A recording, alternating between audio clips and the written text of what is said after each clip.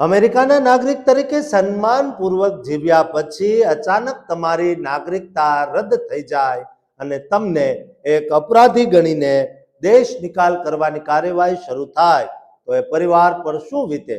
આ માત્ર એક કાલ્પનિક ડર નથી દોસ્તો, પણ એક ભયાનક વાસ્તવિકતા બનીને સામે આવ્યો છે, જેણે આખા વિશ્વમાં રહેતા વિદેશી નાગરિકો અને ખાસ કરીને ભારતીયોના હૃદયમાં ભારે ફાળ એટલે કે ડરનો માહોલ પેદા કર્યો છે.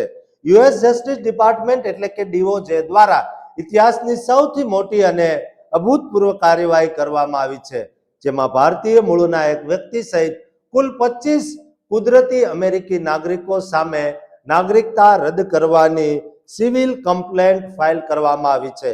આ સમગ્ર કાર્યવાહી જુલાઈ 20 થી ઓગસ્ટ 3, 2026 વચ્ચે હાથ ધરવામાં આવી છે, જેને અમેરિકી ઇતિહાસમાં અત્યાર સુધીનો સૌથી મોટો સંકલિત ડીનેચરલાઇઝેશન સર્જ માનવામાં આવી રહ્યો છે.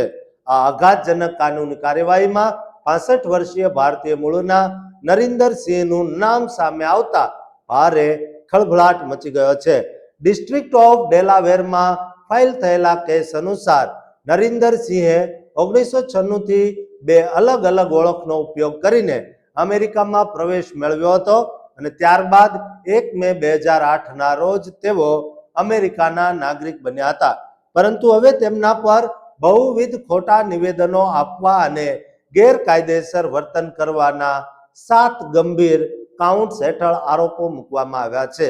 આ સમગ્ર ઝુંબેશમાં 17 જેટલા અલગ અલગ દેશોના નાગરિકો શંકાના ઘેરામાં આવ્યા છે, જેમાં ભારત ઉપરાંત Pakistan, Mexico, Columbia, Nigeria, Jamaica, Taiwan, Jordan, Cuba, Sweden, Moldova અને લાઇબેરિયા અને ઘાનાનો સમાવેશ થાય છે.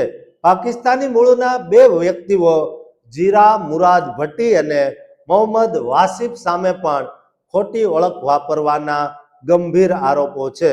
ડિપાર્ટમેન્ટ ઓફ જસ્ટિસ એટલે કે DOJ દ્વારા 20 જાન્યુઆરી 2025 થી અત્યાર સુધીમાં કુલ 123 જેટલા ડીનેચરલાઇઝેશન કેસ નીતિગત રીતે ફાઇલ કરવામાં આવ્યા છે, જે ટ્રમ્પ એડમિનિસ્ટ્રેશન હેઠળ કાયદાના કડક અમલનો સ્પષ્ટ સંકેત આપે છે.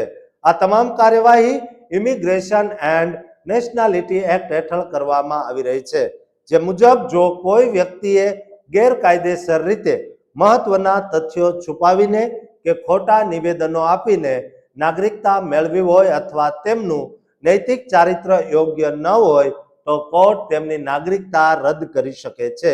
અમેરિકાના એક્ટિંગ એટોર્ની જનરલ ટોડ બ્લેન્ચે સ્પષ્ટ શબ્દોમાં ચેતવણી આપી છે કે યુએસ નાગરિકતા એ રાષ્ટ્રનું સર્વોચ્ચ વિશેષાધિકાર છે અને તે માત્ર પ્રામાણિકતાથી જ મેળવી શકાય છે. આ તો માત્ર શરૂઆત છે. સિવિલ ડિવિઝનના assistant attorney general Brett Shumate પણ ઉમેર્યું કે રેકોર્ડ સ્પીડથી આ કેસો પર આગળ કામ કરવામાં આવી રહ્યું છે. જો કોર્ટમાં આ આરોપો પુરવાર થશે તો આ તમામ લોકોની અમેરિકી નાગરિકતા છીનવાઈ જશે અને તેમને કાયમી રહેવાસી સ્ટેટસ પર લાવીને દેશ નિકાલની ગંભીર પ્રક્રિયાનો સામનો કરવો પડશે, જેનાથી હજારો વિદેશી પરિવારોના ભવિષ્ય સામે અમેરિકામાં આજે એક મોટો પ્રશ્ન ઊભો થયો છે. દોસ્તો, અમેરિકામાં જે કાર્યવાહી થઈ રહી છે અને ભારતીયો સામે જે કાર્યવાહી થઈ તે અંગે તમારું શું માનવું છે તે કોમેન્ટ બોક્સમાં જરૂર લખો. દોસ્તો, આ વિડીયો તમામ ભારતીયો ગુજરાતીઓને શેર કરજો અને આ ચેનલને સબસ્ક્રાઇબ કરવાનું ચૂકતા નહીં.